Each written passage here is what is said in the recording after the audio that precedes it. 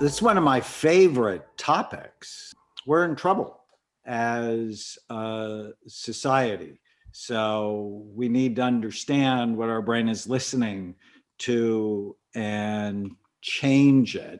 So I wanted to start with a story. I have been blessed this year. Dr. Phil really understands my work. I've been on his show 7 times this season, and he says, if you don't understand the brain, you don't understand the person.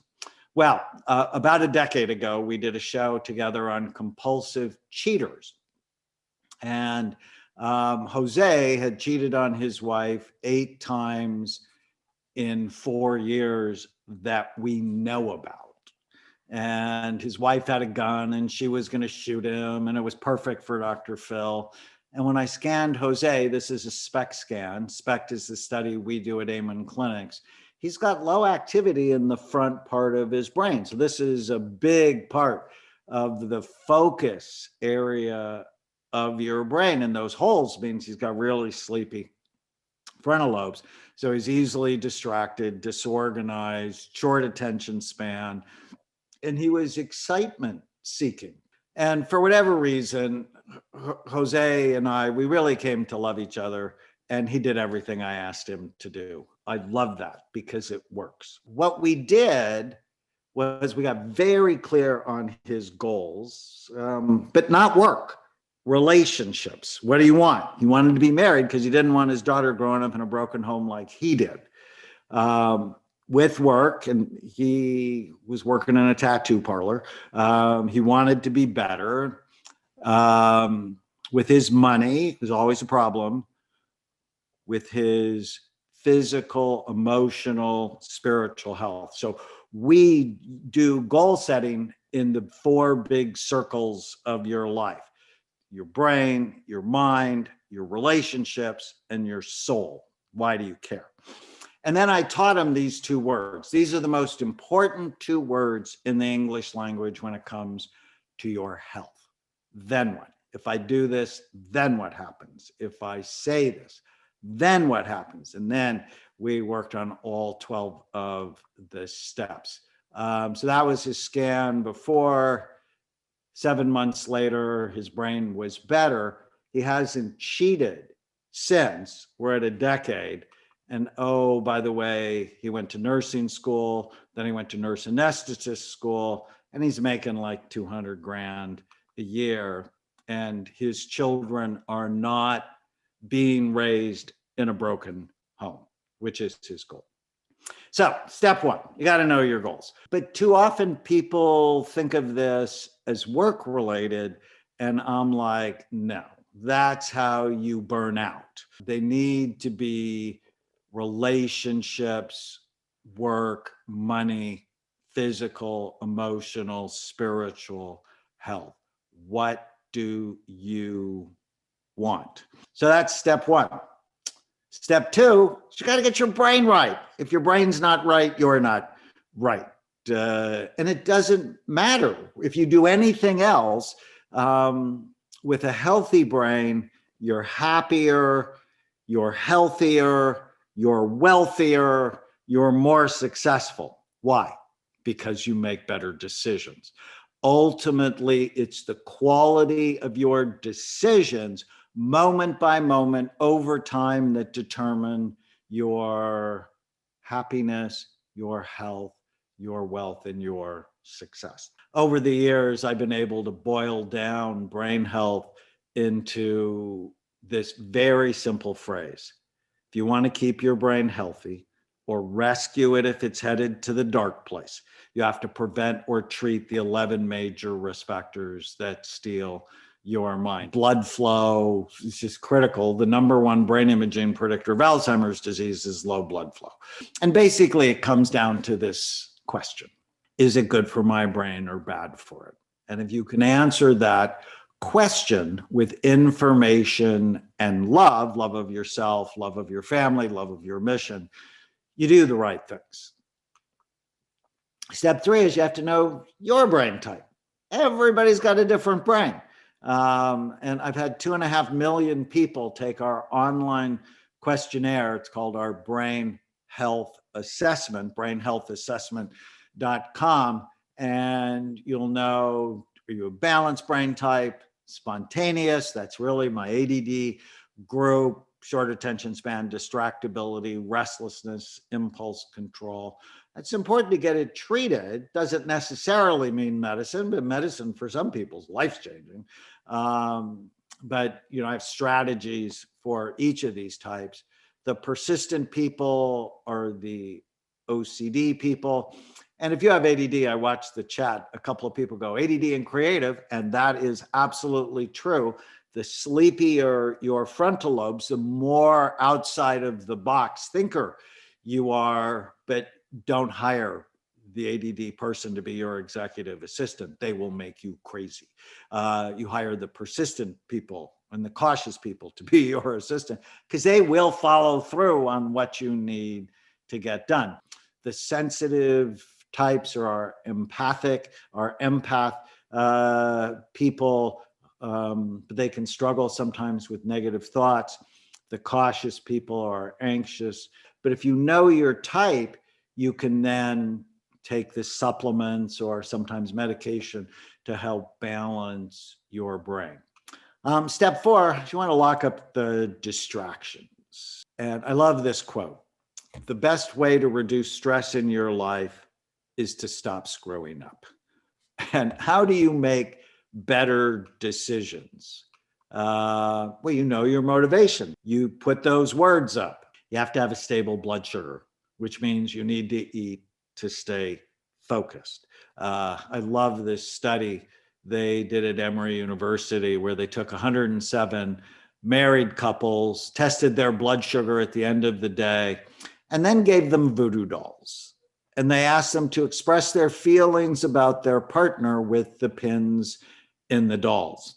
And the people who had the lowest blood sugar levels had more than twice the number of pins in the dolls.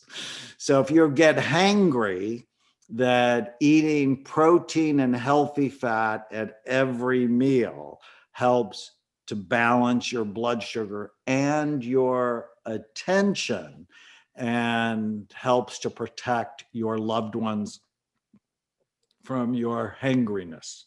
7 to 8 hours of sleep. Sleep is absolutely essential. Little to no alcohol. I'm not a fan of alcohol.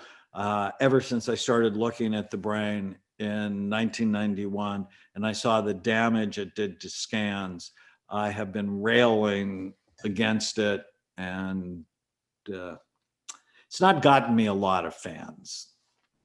Healthy vitamin D and omega-3 fatty acids. All of you on this call, you should go to the lab and get your vitamin D and omega-3 index taken.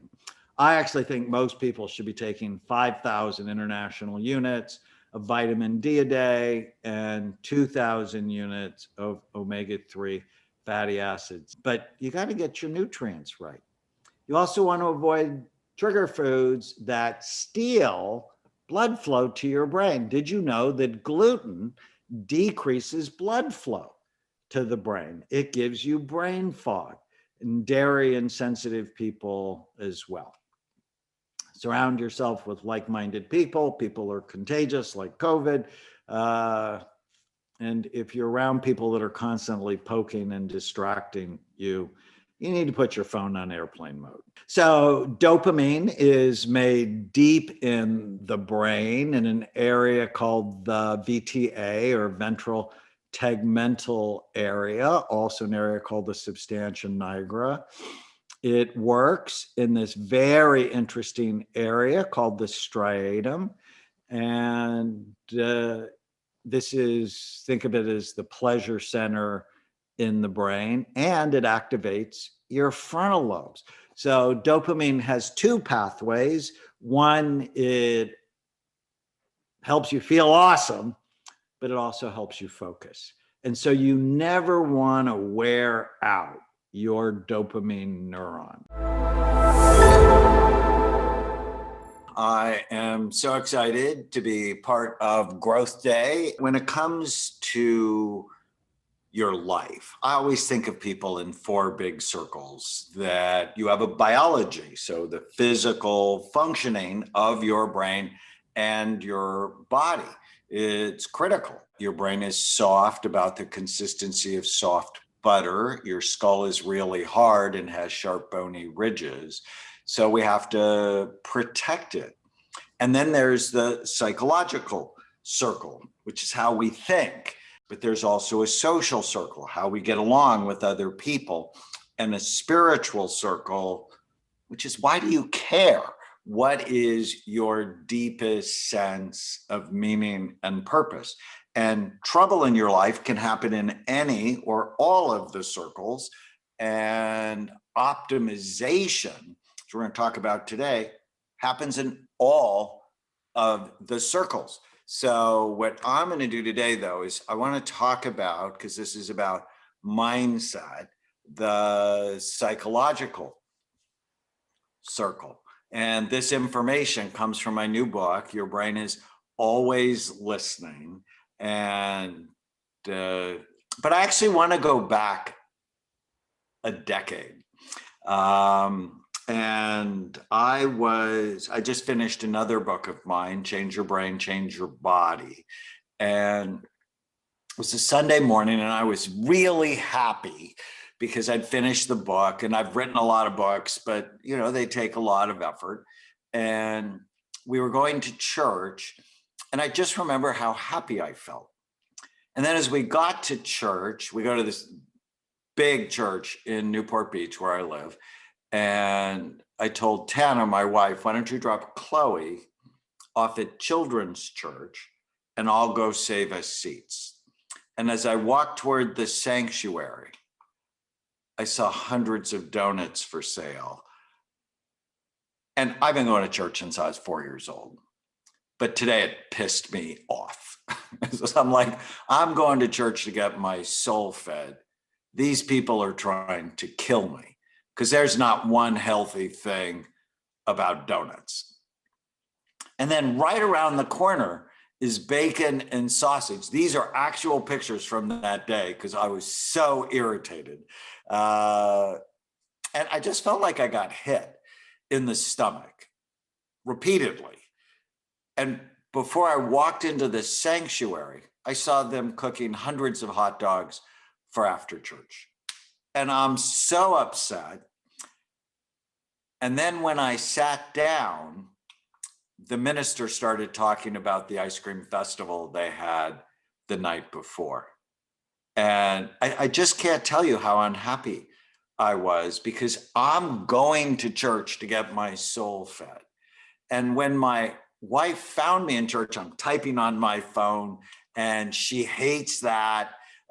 She gave me that look that only my wife is allowed to give me. There's not one other person I would take that look from. But she gave me that look like, why are you doing that in church? Don't you know you're going to hell? And so I showed her what I was writing. Go to church and get donuts, bacon, sausage, hot dogs, ice cream. They have no idea they are sending people to heaven early. Save them, then kill them. This is not the plan. And I remember that Sunday morning, I have no idea what the minister said. I just prayed that God would use me to change the culture of food at church. And it was fervent, but during the prayer, my mind, because your mind's always messing with you, my mind went, oh, great. How's that going to happen? You're a psychiatrist, you look at people's brains, you have no connection to changing the culture of food at church. But as you'll get to know me during this talk, I sort of have an attitude problem. And I'm like, well, that's my prayer. Deal with it or not. And no lie. 2 weeks later, Pastor Rick Warren called me from Saddleback Church. Some of you may know Pastor Warren. He's the author of our generation's best-selling book, The Purpose-Driven Life, sold more than 50 million copies. And he's the senior pastor at Saddleback Church with 20 locations around the world, including a very large online presence.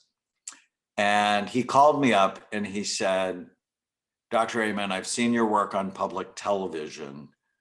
I'm fat. My church is fat. Will you help me? And I laughed and I said, you have me from hello, knowing the prayer that I had prayed 2 weeks earlier. It was a very special moment. And so Pastor Warren, Dr. Mark Hyman, and I created something called the Daniel Plan, which was to get the world healthy through religious and community-based organizations. The first week, January 15th, 2011, 15,000 people signed up. The first year, they lost 250,000 pounds. And they reported things like better energy, focus, creativity, sleep, and mood, reductions in stress, blood pressure, blood sugar, sexual dysfunction, and many medications. The program has now been done in thousands of churches, communities, synagogues, temples, mosques worldwide. And it's based on 5 pillars. Faith, which is why do you care? That's our spiritual circle. Food and fitness, our biological circle. Friends, which is our social circle. And focus, where you bring your mind always determines how you feel. Where you bring your attention, where you bring your focus, always determines how you feel. But let's make no mistake, you are in a war for the health of your brain and body. Everywhere you go, someone's trying to sell you bad food that will kill you early. I often say the real weapons of mass destruction, ISIS, that you'll hardly ever hear about anymore, has nothing on our food industry.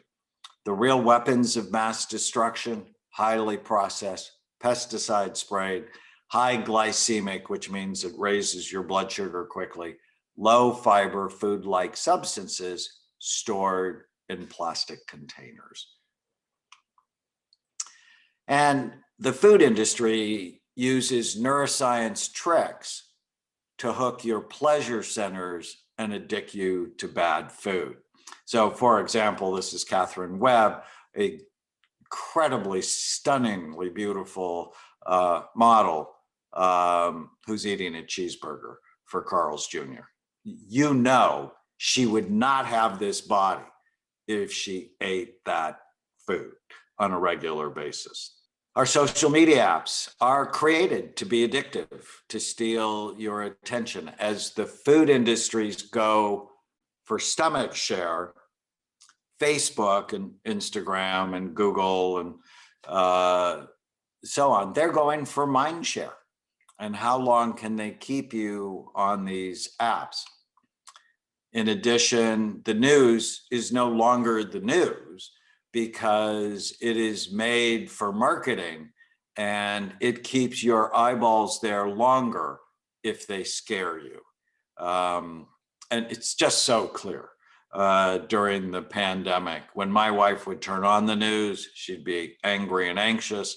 And when she turned off the news, she was just much more normal, more herself.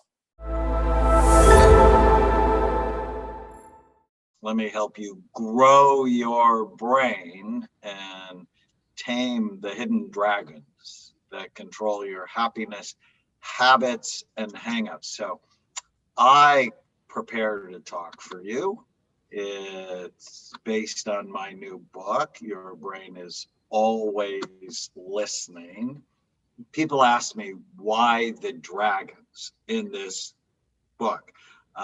If you read my books, I've always got something going on, whether it's an anteater to kill the ants that we talked about last time, the automatic negative thoughts, seahorses that represent your hippocampus in the brain. But today we're going to talk about dragons. Tolkien, one of my favorite authors ever, said it's just simply not an adventure worth telling if there aren't any dragons. I'm so excited for many of us. We're beginning to come out of the pandemic. I actually remember when it started for me, I had just published my book, The End of Mental Illness, and was on a book tour that got canceled March 10th, 2020. And I remember that night, I wrote down this phrase: mental hygiene is just as important as washing your hands, that we need to disinfect our thoughts and tame the dragons that drive anxiety, depression, addiction, stress, and bad habits. And I believed, and it's absolutely come true, that COVID-19 would spawn a mental health pandemic, which it absolutely did. Depression tripled just from February of 2020 to August of 2020. And so here's one of our cool little animations about the dragons breathing fire on your emotional brain and ruining your life. Quick story. He's actually the opening story in the book. Jimmy was actually the son of the leader of the Mexican mafia in Los Angeles. And he's a high-level business executive. The day I met him, which was Halloween 2019, he had just been released from the hospital after feeling suicidal. He had severe panic attacks, anxiety, dread, whenever he was asked to speak in public. If I had to describe the fear, he said, it's like you're on death row and the clocks run out and the guard opens the door and you must take the first step. That kind of fear runs through my bones. This is a quote from my first session with him. He had glossophobia, which is the fear of public speaking, since he was 12 years old, when his grandmother asked him to make an impact statement for his father, who was on trial for double murder. His father actually went on to write a best-selling book about the gangs in LA,